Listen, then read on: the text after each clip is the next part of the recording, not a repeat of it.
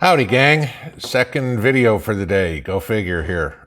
For a change, I actually have good news for everybody. Okay, so if you didn't catch it, which of course most of us didn't because we don't watch MSNBC, everybody's favorite doctor, Dr. Fauci, made the rounds this morning on the news, and somebody called him out for Texas. And, of course, Governor Abbott in Texas had opened the state back up for business, so people go back to restaurants and bars and sporting events and have a normal life. And so the question got called to Fauci as to why the cases in Texas are going down. Go figure, okay? And of course, the two clowns in his head trying to juggle couldn't figure out how to come up with an answer, so he tap danced all over the place. And, his answer had something along the lines to do with, well, the cases are going up in Michigan. Well, that's wonderful, but the question was, why are the cases going down in Texas?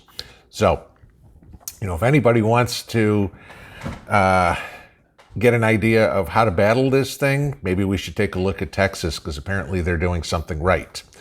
So, that was how the morning started. And if we get into the afternoon, the news just keeps getting better and hits keep on coming.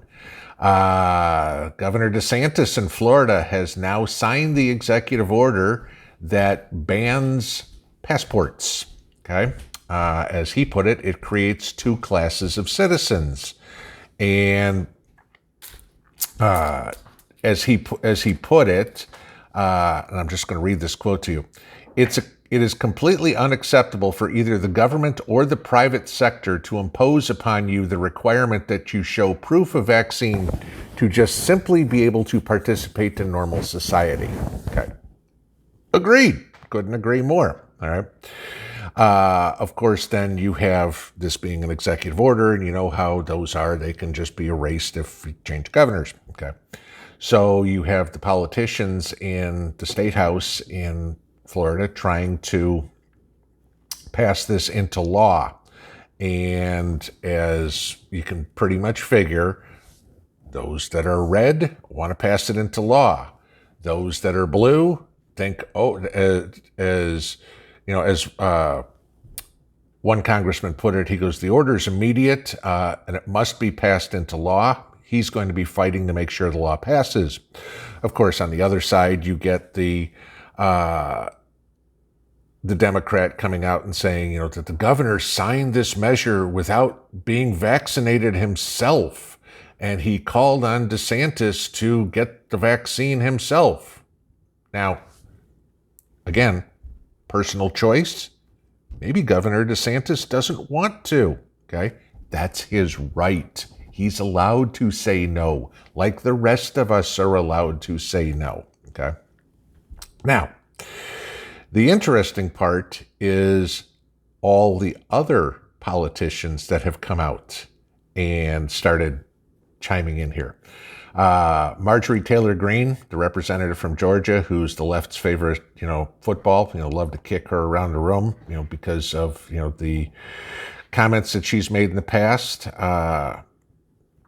She is completely behind DeSantis, saying that, the passport is kind of like the mark of the beast.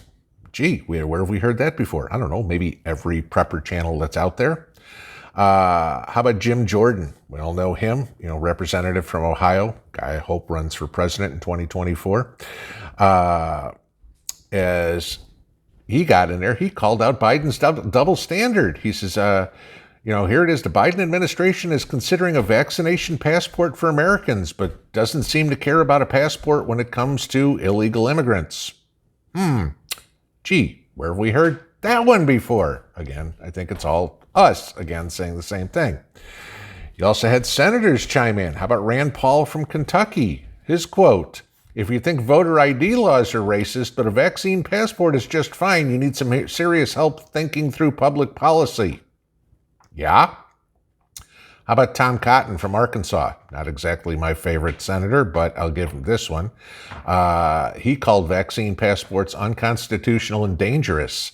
And as his quote was, liberals think requiring ID for voting is obtrusive and racist, yet they want public health experts who were wrong about nearly everything to administer a vaccine passport? Question mark.